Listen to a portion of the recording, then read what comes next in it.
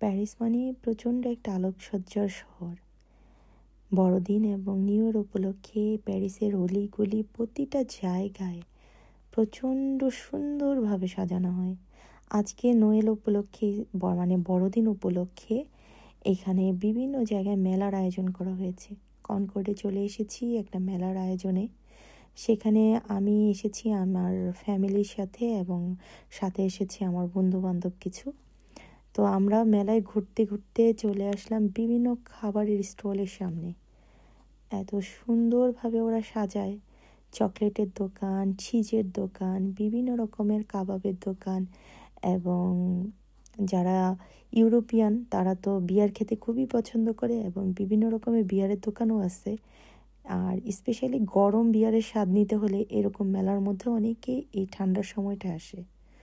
আপনারা দেখতে পাচ্ছেন সারি সারি খাবারের দোকান এবং খেলনার দোকান রয়েছে বিভিন্ন রকম রাইডস। বাচ্চারা যাতে এনজয় করতে পারে তারা কোনো কিছুরই কমতি রাখে নাই, যে কত ধরনের রাইডস যে আছে, যে যেখানে উঠতে চায়। এখন শেয়ার করছি, এটা প্যারিসের আই বলতে পারেন, প্যারিস আই। বিশাল বড় একটা চরকি। এই চরকিতে উঠছে টপে চলে গেলে আপনি পুরো প্যারিসটা উপর থেকে দেখতে পাবেন।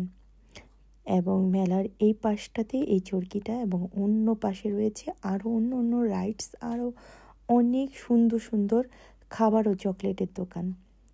এখানে এসেছে অ্যারাবিক, আফ্রিকান, ফরাসি, অনেক ধরনের জাতির লোকজন। তো এই মেলা এনজয় করছে সবাই। তো প্যারিস যেহেতু উৎসব মুখর একটা শহর, তো প্রত্যেকে এই শহরে আসে। ভ্রমণ পিপাসু যারা শিল্প সাহিত্য চর্চা করতে পছন্দ করে তারাও আসে এই শহর ভিজিট করতে। পাশাপাশি এই শহরের প্রতিটা উৎসবই প্রতিটা প্যারিসবাসী এবং প্যারিসের আশেপাশে যারা থাকেন তারাও এনজয় করে। এই মেলার আরেকটা পাশে রয়েছে কার রেসিংয়ের একটা চমৎকার, মানে বাচ্চাদের রাইডস করার সুন্দর সুন্দর অনেকগুলো মেশিন। তো এখানে আপনি দেখতে পাচ্ছেন এখন শোপিসের একটা দোকানের সামনে আমি আসছি। একদম সিরামিক দিয়ে তৈরি করা হাতের কিছু হাতের মাধ্যমে তৈরি, এগুলো মেশিনারিজে তৈরি না, সিরামিক্সের সুন্দর সুন্দর শোপিস এবং গহনা রয়েছে। এর মধ্যে গহনাগুলো ক্রিস্টালের তৈরি এবং আরও রয়েছে দামি কিছু হাতের ব্রেসলেট এবং কিছু পাথর এবং কিছু পুঁতি এবং বিভিন্ন রকমের কিছু দিয়ে তৈরি গহনা, সুন্দর সুন্দর জিনিস। এবং আরেক পাশে আমার মেয়ে এবং আমার ভাইগনা দুইজনে রাইডসে ওঠার জন্য, এবং আমার বান্ধবীর আরেক মেয়ে, ওরা রাইডসে ওঠার জন্য টিকিট কেটে লাইনে দাঁড়িয়ে আছে। তো ওরা আজকে চড়বে একটা চরকিতে এবং আরেকটা চড়বে কেবল কারে। তো ওরা ওই পাশে, যেহেতু আমার ছোটো বোন আমার সাথে আসছে, তো ওই সমস্ত দায়িত্ব আমার ছোটো বোন এবং আমার হাজব্যান্ড নিয়ে নিয়েছে। ওরা এই যে এই চরকিটা দেখতে পাচ্ছেন, এখানে আমার মেয়ে আজকে রাইডসে আর কি উঠবে ওর ফ্রেন্ডদের নিয়ে।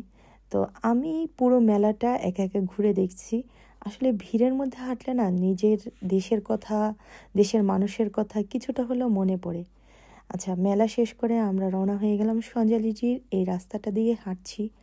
সারি সারি গাছের মধ্যে আলোকসজ্জা করা হয়েছে এবং মেট্রো লাইন পার করে এখন চলে যাব আইফেল টাওয়ারে। আইফেল টাওয়ারের একটা আলাদা সৌন্দর্য আছে।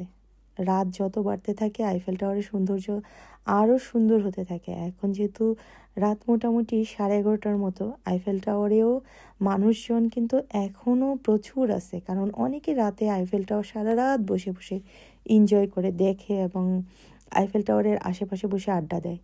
তো রাতের বেলা আইফেল টাওয়ারে আমি বেশ কয়েকবার এসেছি, আমার কাছে খুব ভালো লাগে।